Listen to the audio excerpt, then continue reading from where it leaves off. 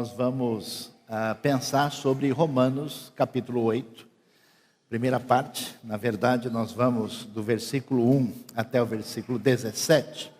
E vamos pensar em refletir sobre equilíbrio mental só com vida espiritual.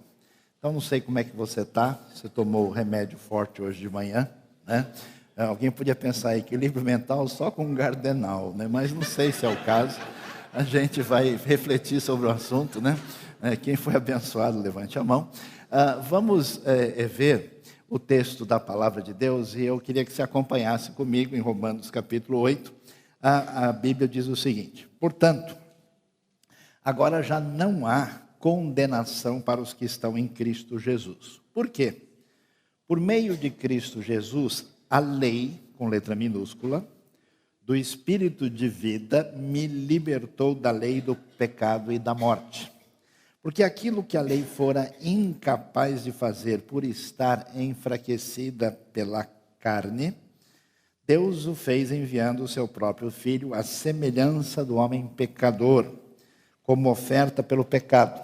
E assim condenou o pecado na carne, a fim de que as justas exigências da lei fossem plenamente satisfeitas em nós, que não vivemos segundo a carne, mas segundo o Espírito. Quem vive segundo a carne tem a mente voltada para o que a carne deseja, mas quem de acordo com o Espírito tem a mente voltada, vive de acordo com o Espírito tem a mente voltada para o que o Espírito deseja. A mentalidade da carne é inimiga de Deus, porque não se submete à lei de Deus, nem pode fazê-lo. Quem é dominado pela carne não pode agradar a Deus. Entretanto, vocês não estão sob o domínio da carne, mas do Espírito, se de fato o Espírito de Deus habita em vocês. E se alguém não tem o Espírito de Cristo, não pertence a Cristo. Mas se Cristo está em vocês, o corpo está morto por causa do pecado, mas o Espírito está vivo por causa da justiça. E se o Espírito daquele que ressuscitou Jesus dentre os mortos habita em vocês, aquele que ressuscitou a Cristo dentre os mortos também dará vida a seus corpos mortais por meio do seu Espírito que habita em vocês. Portanto, irmãos, estamos em dívida, não para com a carne, para vivermos sujeitos a ela. Pois se vocês viverem de acordo com a carne, morrerão. Mas se pelo Espírito fizerem morrer os atos do corpo, viverão. Porque todos os que são guiados pelo Espírito de Deus são filhos de Deus. Pois vocês não receberam o Espírito que os escravize para novamente temer, mas receberam o Espírito que os adota como filhos, por meio do qual clamamos, Abba, Pai. O próprio Espírito testemunha ao nosso Espírito que somos filhos de Deus. Se somos filhos, então somos herdeiros. Herdeiros de Deus e co-herdeiros com Cristo, se de fato participamos dos seus sofrimentos, para que também participemos da sua glória. Vocês sabem que se alguém quer estar sintonizado com o ensinamento essencial que nós temos no Novo Testamento para a nossa vida cristã, do ponto de vista da compreensão do que isso significa e da nossa caminhada, o livro de Romanos é fundamental. Se alguém não leu Romanos com atenção ainda, não pode ser considerado um cristão sério. Romanos, pelo menos, de 1 a 11, é fundamental para entender a doutrina bíblica fundamental que o Novo Testamento nos apresenta. E há um grande mistério aqui em Romanos, é que Romanos 8 vem depois de Romanos 7. Olha só a importância da aritmética para entender a Escritura Sagrada, amém, irmãos? Né? Mas isso é importante, porque a gente tem esse costume de soltar um texto aqui, de mencionar, de citar um versículo solto, e o versículo não tem sentido se você não entender o que vem antes. Romanos divide-se em duas partes, Romanos de 1 a 11, depois de 12 a 16. E de 1 a 11, a gente tem uma divisão de 1 a 8 e depois de 9 a 11. E essa parte de 1 a 8 ainda é dividida entre, especialmente, de 1 a 5 e de 6 a 8. Até o capítulo 5, o apóstolo Paulo vai falar sobre a ira de Deus, o pecado humano, o que aconteceu com a salvação, o que significa essa salvação, explica a relação disso com o entendimento equivocado sobre a relação entre justificação e lei, no capítulo 4. No capítulo 5, ele define claramente o que é essa salvação pela graça e pela fé. E do capítulo 6 a 8, ele fala como é que deve ser encaminhada a vida de quem já recebeu Jesus e quem tem Cristo na sua vida. E ele vai mencionar, se você prestar atenção, que a gente está morto para o pecado e está vivo em Cristo, e agora tem uma relação diferente com a vida nova que a gente recebe, e a gente se torna servo da justiça. E no capítulo 7 ele menciona a situação do cristão perante a lei, e ele termina com uma palavra de crise acentuada. Na verdade, uma palavra de desespero profundo. Ele vai dizer, por exemplo, no versículo 24, antes de começar o capítulo 8, miserável homem que sou, quem me libertará do corpo sujeito a esta morte? Aí ele responde, graças a Deus por Jesus Cristo nosso Senhor, de modo que com a mente eu próprio sou escravo da lei de Deus, mas com a carne da lei do pecado. Que coisa mais estranha é essa? Quando alguém recebe o Evangelho, e o Evangelho é a mensagem da graça e do perdão de Deus, que nos diz que nós não temos nada a oferecer para Deus, somos perdoados pelo seu amor incondicional, comprovado pela morte de Cristo Jesus em nosso lugar, que pagou o nosso pecado, e nós recebemos isso na nossa vida, e isso deve produzir uma transformação espiritual. Só que essa transformação espiritual não transforma você em boa gente no dia seguinte. Porque, não sei, já te falaram, você é muito mais complicado do que você imagina. Portanto, Paulo vai revelar para a gente que quando alguém é sincero e joga o jogo da verdade, a primeira coisa que a luz de Deus na vida dessa pessoa vai demonstrar, vai mostrar para ele, é um monte de complicação séria que ele tinha guardado no quarto dos fundos, na despensa, no último armário da cozinha, naquela gaveta de baixo. Amém, irmãos? Todos foram abençoados nessa manhã. Que a gente vai encontrar uma série de questões que mostram nossa limitação, fragilidade, pecado, maldade, uma série de coisas. E por isso, a pessoa que em vez de seguir o caminho religioso comum, que é o caminho da gente achar que a gente é gente boa e tentar vender uma imagem falsa a nosso respeito e tentar fazer esse jogo de troca para com Deus que funciona ou com base no ritualismo ou com base no legalismo, que esse caminho é um caminho psicologicamente problemático e espiritualmente muito complicado. Ele diz que o verdadeiro indivíduo que encontra o Evangelho, ele entra em crise. Então, se você não ficou doido ainda, há um problema muito sério na sua vida. Por quê? Porque a crise é essa. Paulo vai dizer, olha, eu estou num problema. Eu sei qual é a vontade de Deus, eu encontro prazer na lei de Deus. Mas quando alguém fala mal de mim, mas me sobe uma raiva, dá vontade de quebrar o nariz da pessoa. Quem foi abençoado, levante a mão, Dá vontade de fazer farinha. Quando alguém tenta me passar para trás, me enganar, mentir nas minhas costas, eu fico maluco, Eu até tento dar uma pedalada, mas de vez em quando, assim, a azeitona chilena engasga e não desce na garganta. A coisa é difícil. E diante desse cenário, ele diz o seguinte, olha, eu percebo que tem uma batalha, uma guerra dentro de mim, tem uma crise, uma luta muito grande. E aí ele diz, olha, eu estou numa situação difícil. Eu não sei mais como agir, porque eu tenho essas duas leis. Lei aqui é com letra minúscula, ou seja, é um princípio em operação. Quando a Bíblia usa em versões bem pensadas, lei com letra maiúscula, se refere à Torá, as leis que estão escritas, que a gente tem acesso.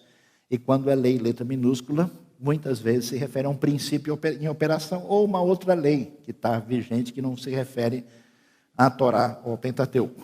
Então ele diz, tem uma lei atuando dentro de mim que me faz desejar a vontade de Deus, mas tem uma inclinação que está em conflito. Aí ele dá um grito, né? Porque doido que não grita não é doido de verdade, né? É um doido falso, né? Ele diz: miserável homem que sou, que horror o sofrimento que eu tenho por causa de quem eu descubro que eu sou. Quem pode me libertar dessa situação que ele fala do corpo desta morte? Ou seja, do corpo, porque nós estamos com a nossa vida prejudicada pela presença de mal, do pecado no mundo e em nós. E esse corpo desta morte, né, essa expressão corpo desta morte, a gramática grega chama isso de genitivo. Posso ouvir um amém para todos agora, né? E isso é interpretado como um corpo que está sujeito a esta morte. Um corpo que sofre o impacto da realidade da morte. E aí ele dá uma resposta mais estranha ainda. Ele diz: olha, beleza, descobri. Amém. Graças a Deus por Jesus Cristo, nosso Senhor. E ele afirma de modo que com a mente eu sou escravo da lei de Deus. Ou seja, Deus atuou no meu interior, a bênção de Deus, da graça do Evangelho atingiu a minha vida e a minha mente até tem umas ideias corretas e no lugar certo. E graças a Deus, que esse princípio está em operação, eu estou tranquilo. E graças a Deus que, enquanto isso, com a carne eu sou escravo da lei do pecado. Uau, que história estranha é essa? Que graças a Deus mais esquisito é esse? Ele diz: graças a Deus, porque eu sei que Deus tem o controle dessa situação, Ele providenciou a bênção em Cristo, mas a luta continua. Enquanto não chegar a ressurreição, enquanto a redenção não for completa, eu não mereço confiança. O princípio da lei do pecado vai continuar atuando dentro de mim. Eu estou tentando caçar o leão lá fora, atirar, e ele está no meu quarto, debaixo da cama. Não vai pensar nisso de noite, hein? Só agora. Eu tenho que enfrentar essa realidade. Isso é importante porque a noção objetiva sobre a nossa vida nos permite lidar com a realidade de fato. Se a gente acha, como eu percebo que muitos crentes pensam assim, que gente ruim é gente lá de fora, são pessoas que não vão à igreja, que não são evangélicos, e que as pessoas da igreja são lindas e maravilhosas, e eles vivem felizes para sempre, a gente não vai entender a realidade. Por isso que crente é nhenhenhé. Tudo se ofende rapidinho. O sujeito lá faz qualquer coisa que o outro se incomoda, e porque eu estou chateado, porque eu estou ofendido, ele falou mal do meu nariz, né? Diz que subi no Pão de Açúcar, avistei o Rio de Janeiro, subi no nariz do amigo, avistei o mundo inteiro, e agora eu estou chateado com isso, né? Por isso eu não brinco mais. Está cheio de gente, o dodói de Cristo, e qualquer coisa que sai fora do quadrado, ele diz: como uma pessoa que se diz evangélico pode fazer isso? Leia o Novo Testamento. Pedro e Paulo pegaram firme. Paulo diz: eu tive que resistir ele na cara. Ou seja, nós temos uma grande batalha. E a pergunta é: para onde que a gente vai nessa grande batalha? Com a direção do Espírito, na mente, no interior, no coração. Coração e mente estão integrados no pensamento bíblico. E diante da realidade que a luta continua, e isso não é slogan político, é slogan de Romanos capítulo 7. Quando a gente quer saber a resposta, ela está no capítulo 8. Por isso que o capítulo 8 foi escrito. E aí, diante dessa crise do cenário, Paulo vai dar umas respostas interessantes para a gente. Ele começa a dizer coisas que a princípio não parecem tão significativas. E ele diz o que? Portanto, mostrando a sequência em relação ao que foi falado no final do 7. Ele diz: agora, vocês devem saber que já não há condenação para os que estão em Cristo Jesus. Como é que a gente organiza a nossa vida? Preste atenção. Você é refém das suas ideias, do pensamento que está na sua cabeça. na direção que você dá na sua vida, pela maneira que você entende a realidade. Se você enche a sua cabeça de lixo, se você se torna refém dos seus maus pensamentos, se você acredita nas bobagens ideológicas multiplicadas por aí, e não alimenta a sua mente com as ideias de Deus, você vai ter problema, mais do que você precisa. Os que você já tem já são suficientes, não aumente. Portanto, a maneira de lidar com isso é a consciência correta. Por isso que ninguém vai a lugar nenhum se não estudar a palavra de Deus, se não aprender a Bíblia, se trocar as ideias da Escritura por ideias de outras pessoas. Não vale a pena fazer isso. E aí ele diz, a gente só pode enfrentar esse desafio se a gente lembrar que não há condenação sobre nós. Porque o sentimento negativo, o lixo psicológico que roda dentro de você, resultado da relação indevida com a sua fragilidade, com o seu pensamento ruim, com a concentração em si mesmo, vai detonar a sua vida. Então, em vez de olhar para as águas e de olhar para os outros, olhe para a verdade do Evangelho. Deus nos amou em Cristo, e apesar de eu ser pecador, de eu ter ofendido a Deus com a minha prática, com o meu jeito de ser, apesar de eu ainda continuar sendo ruim, Deus decreta em Cristo Jesus, porque a sua justiça foi satisfeita, que na delegacia celestial meu nome não aparece mais. Não tem mais nenhuma dívida no Serasa do universo. Chegou lá, foi fazer uma busca do meu nome, acabou. Aparece o nome de Cristo em cima e limpou a situação. Então, quando a gente sabe, eu não sei se a gente já passou algum aperto, né, jurídico, financeiro, com nome, com problema que tem que resolver a situação. Quando a pessoa resolve, ele finalmente dá um alívio, né? Poxa, consegui, eu precisava resolver isso. Finalmente o documento chegou, está resolvido. Pois então, em Cristo Jesus não há condenação para quem está em Cristo. Por quê?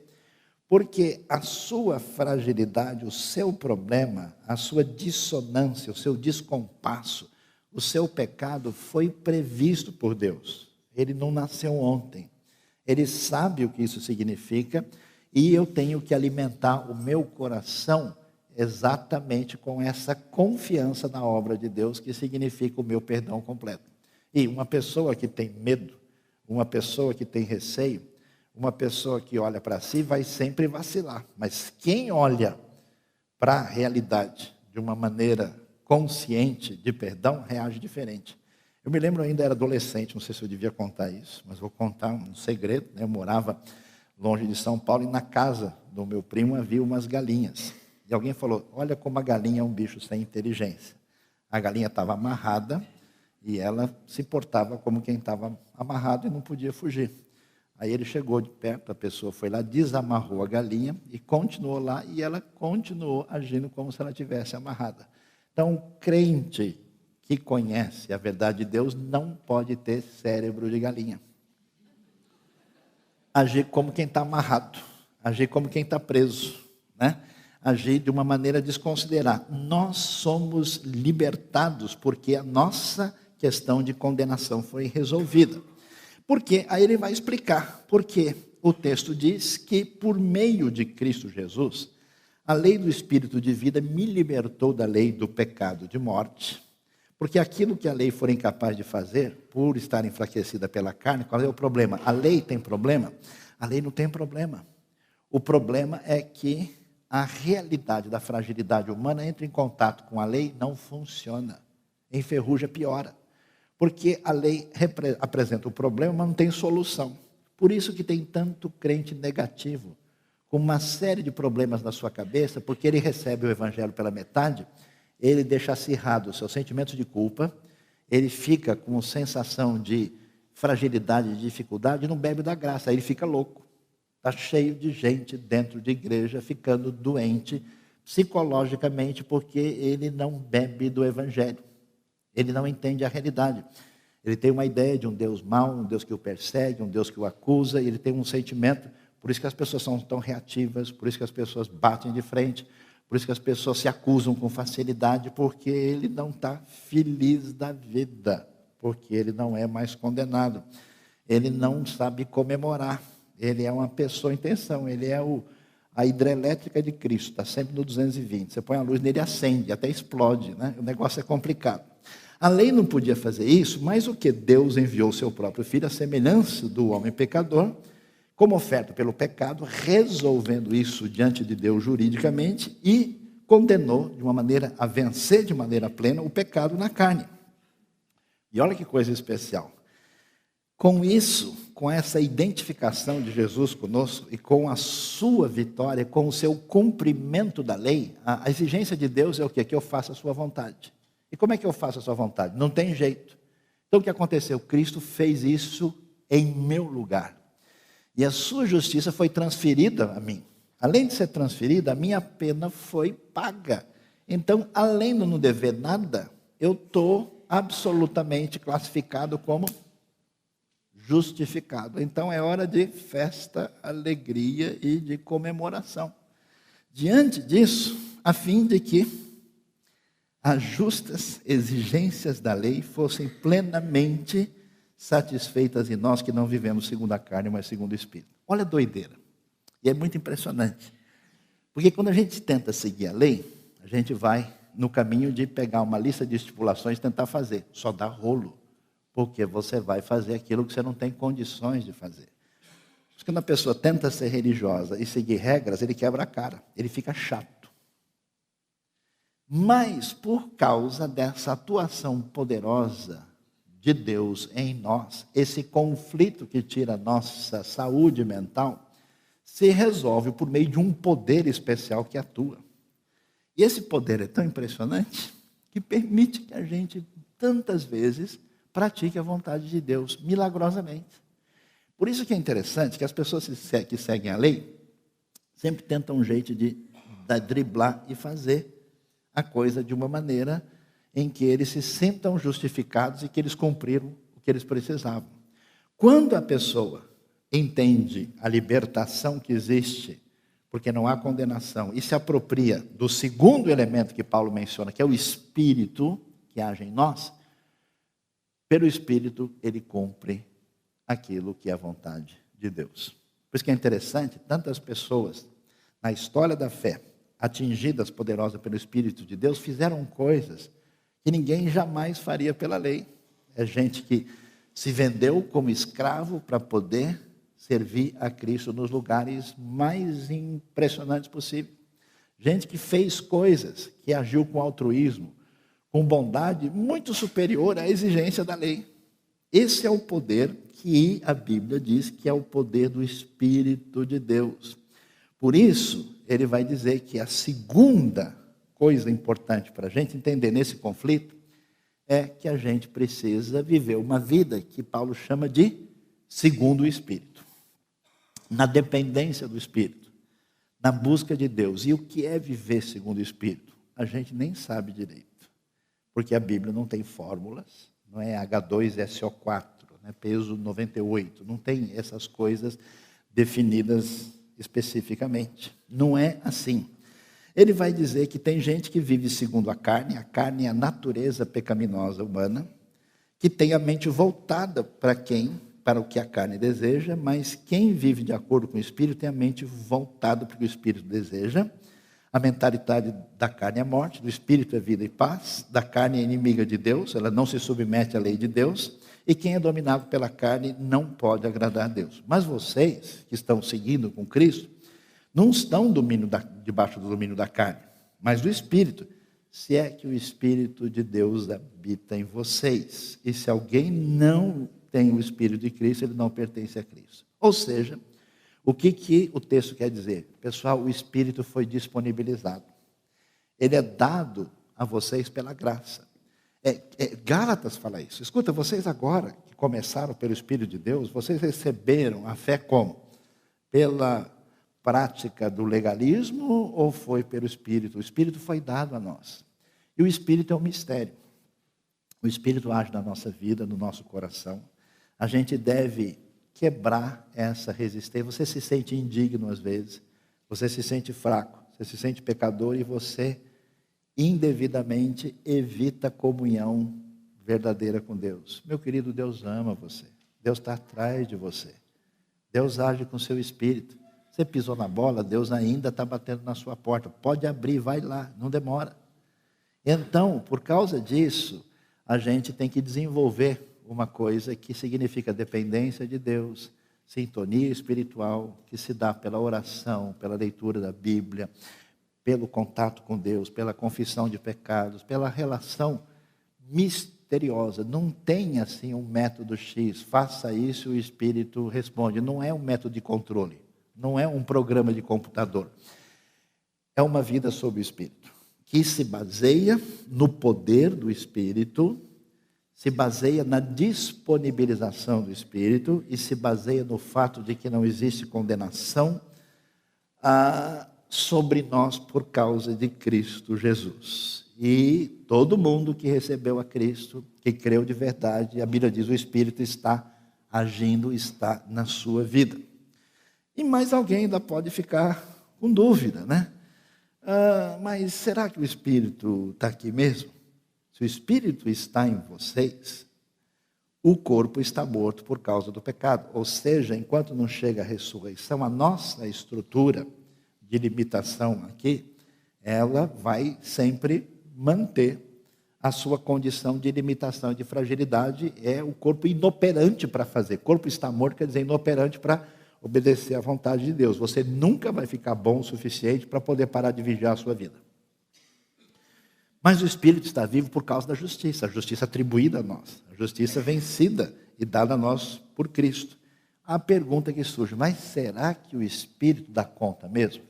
Será que um sujeito que nem eu, com todos os seus problemas, dificuldades, com a minha instabilidade, com o meu desencontro, com a minha fraqueza, com as minhas manias, com os meus erros, com a minha rabugice, né? Tudo isso vai? Aí Paulo responde, olha, quer a ficha do Espírito? Quer dar uma olhada para ver se ele tem possibilidade de ajudar você? E ele diz, olha, se o Espírito daquele que ressuscitou Jesus dentre os mortos, simples assim. Esse Espírito disponibilizado é o Espírito que agiu na ressurreição, que fez a obra mais poderosa de toda a história, tirando Jesus da sepultura. Esse Espírito que ressuscitou Jesus dentre os mortos se habita, aquele que ressuscitou a Cristo dentre os mortos também dará vida a seus corpos mortais por meio do Espírito que habita em vocês. Portanto, irmãos, estão em dívida não para com a carne, não é para ficar prestando atenção e dependendo e concentrando a mente e envenenando em relação à carne. Isso a gente já sabe. Qual é o problema do nosso mundo civilizado de hoje? É um mundo descritivo, analítico, analisa e mostra os problemas. E daí? Sai para que outro lugar? Qual é a porta de saída? Não sei. Saber que a gente tem problema, a gente já sabe.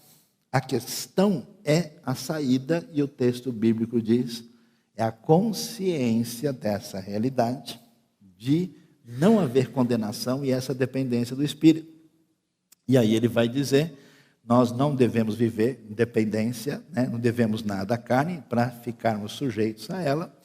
E se vocês viverem de acordo com a carne, morrerão. Se vocês não entenderem essa realidade, se entregarem à carne dizendo, olha, não tem jeito, não há esperança, eu creio em Deus, mas eu vou viver assim mesmo, esse é um caminho de morte. Mas se pelo Espírito fizerem morrer os atos do corpo, viverão. Ou seja, é na dependência da graça, é na comemoração da fé. É nesse âmbito de confiança plena é que a gente vence. Até a educação descobre isso, né? Achando que só dando duro na pessoa ela aprende. Quando você conquista o coração da criança, ela consegue aprender. Quando a graça de Deus adoça o nosso coração, é diferente obedecer. Portanto, vocês não receberam um espírito que os escravize, presta atenção nisso, para novamente temer. Qual é o sinal de alguém que não tem sintonia espiritual com Deus? É o espírito de escravo. É um espírito de temor. É a relação com Deus baseada no medo. É a relação com Deus baseada numa realidade não autêntica. Se você vive nessa dimensão, você não entendeu nada do Evangelho. Vocês receberam o Espírito, que faz o quê? adota vocês como filhos, por meio do qual clamamos Abba Pai. Em que está nossa esperança? Não há condenação. Na ação poderosa do Espírito que ressuscitou a Jesus e garante a minha ressurreição.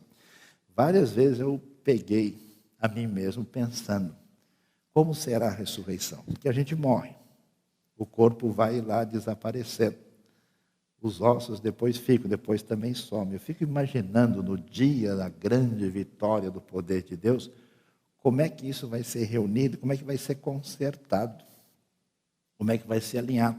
Vai ser muito mais fácil a gente olhar no espelho, inclusive. Amém, irmãos? Que maravilha, né? Vai ser uma coisa tão especial. Como é que isso se dá? Isso se dá pela ação do poder do Espírito. E aí ele vai terminar dizendo que a terceira coisa em vista é quando a gente entende que a gente não teme e não é escravo mais, a gente tem condição de correr e pular no colo de Deus. E a gente sabe que Deus é Abba Pai. Nosso problema é a nossa maneira de lidar com os fantasmas criados na nossa cabeça. Esses fantasmas representam uma autoimagem destruída pela sensação negativa que a gente constrói por toda essa personalidade reativa que não entende o que significa aquilo que Cristo Jesus fez por nós. Muita gente entende que Deus é poderoso. Muita gente entende que Deus é grande, que Ele é o Criador, que Ele é o Senhor do universo. Mas nada realmente significa mais do que entender que Deus é meu Pai. É o Deus que me recebe, que me aceita.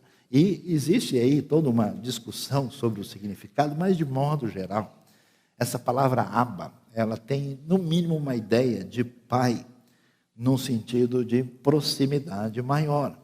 Esse Espírito os adota como filhos por meio do qual clamamos Abba Pai.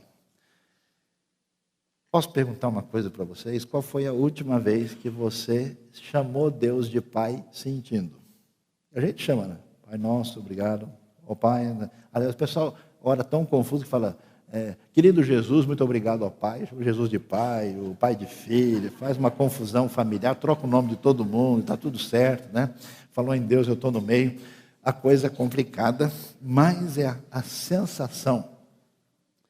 Porque você chega num lugar, num ambiente, e quando você é estranho, você se sente estranho. Você chega num lugar, tal, você é convidado, mas você vai numa festa familiar, só você é de fora. Fica aqueles famosos sorrisos amarelos. Né? Não, tudo bem, né? Fica à vontade, mas à vontade tem 2 notas de rodapé para explicar o que é isso naquele lugar. Né? Ah, não, pode dizer, quando você está na sua casa, né? Mas você não pega o bife maior. Porque você olha assim, de repente, tal, você olha para um, olha para outro, espera o pessoal fechar os olhos na oração, abre para ver qual é o bife, onde é que ele está, né? Olha direitinho. A gente tem que perceber essa realidade. E quando a gente entende que Deus é Pai e tem condição de clamar, a nossa relação com Deus é o caminho da gente alinhar essa confusão que toma conta da gente com a crise por causa da lei de Deus em conflito com a lei que faz guerra dentro de você, segundo o ensino de Paulo em Romanos 7. E aí ele vai terminar dizendo o seguinte, olha que coisa, o próprio Espírito testemunha ao nosso Espírito que somos filhos de Deus. Há uma consciência interna, há uma cura no coração, de que Deus nos recebe. Nada tem mais poder na vida de uma pessoa como cristão de ter certeza que Deus o tem como filho de verdade. Essa autoconfiança espiritual é fundamental. Se a gente não entende isso, a gente vai caminhar em 2 direções problemáticas. Uma é de desenvolvimento religioso, de seguir isso, seguir aquilo, dizer que isso é certo, é errado, e montar, vamos dizer, tabelas religiosas. O outro caminho é entrar num ativismo maluco para se esquecer dos conflitos internos. Isso não produz uma comunidade saudável, para uma cidade melhor.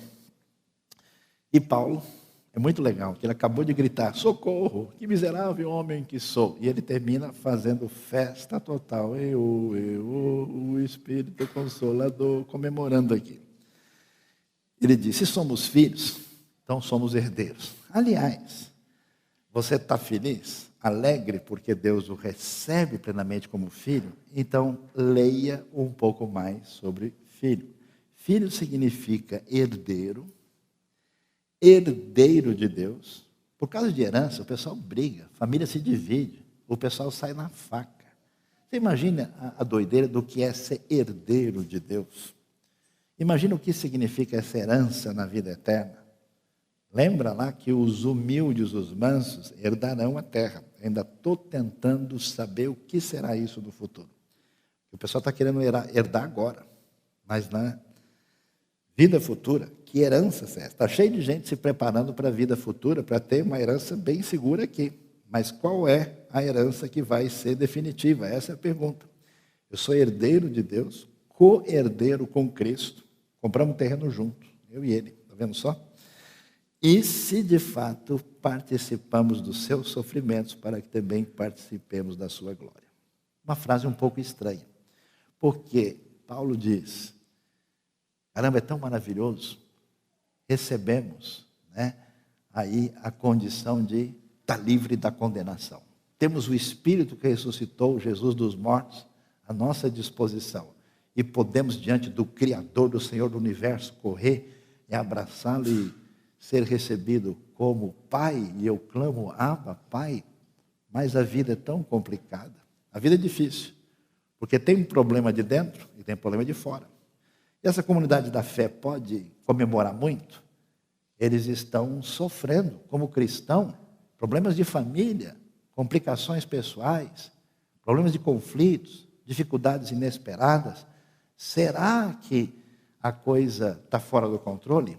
Fique sabendo o seguinte, o texto vai dizer que se de fato somos participantes dos seus sofrimentos, ou seja, está reservado por Deus antecipadamente um estoque de sofrimento na sua vida. Amém, irmãos?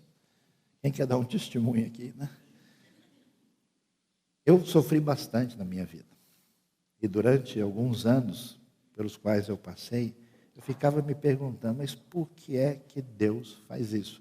Demorou bastante para eu entender, baixar o arquivo e instalar o software, porque eu não queria instalar, toda hora dava bug. Eu não queria aceitar esse negócio. E depois de ver algumas coisas lá na frente, eu falei, caramba, se não tivesse doído daquele jeito, eu, como sou cabeça dura e difícil de aprender as coisas, eu nunca teria entendido.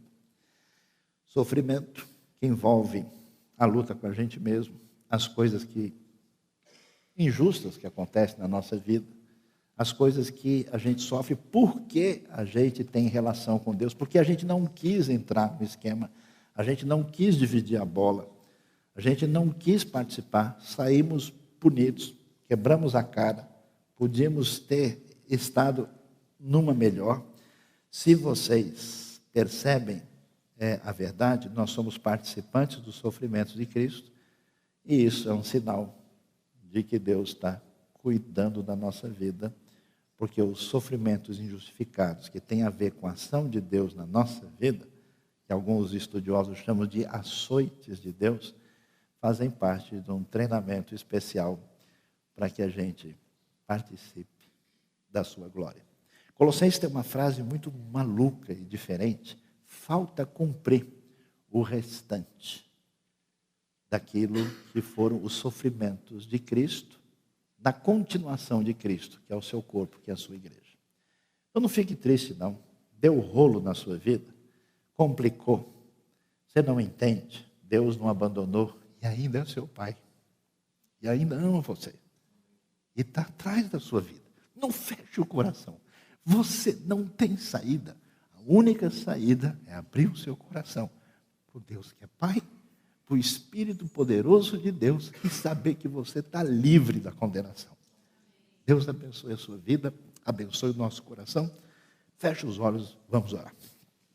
Deus querido Pai amado, a gente luta nas batalhas da nossa vida, a gente ouve a Tua palavra, a gente tem a nossa vida diante de nós, diante das nossas escolhas. Às vezes, Deus, é difícil entender, é difícil escolher, é difícil reagir, é difícil proceder da maneira que o nosso coração fique tranquilo. A gente às vezes fica meio maluco diante de tanta coisa que surge diante de nós. Visita o nosso coração nessa manhã. Nós dependemos de Ti. Precisamos do Teu Espírito. A nossa sabedoria é loucura e é insuficiente. Precisamos da Tua graça. Precisamos do Teu abraço nessa manhã. Do Teu abraço de Pai que cura a ferida do nosso coração. Precisamos, ó Deus, receber do Teu Espírito aquela tranquilidade que estamos livres da condenação e que o Senhor conhece a nossa batalha interna e externa. Pedimos a ação do Teu poder nesta manhã, no coração dos Teus filhos queridos que o Senhor está procurando e correndo atrás deles há algum tempo.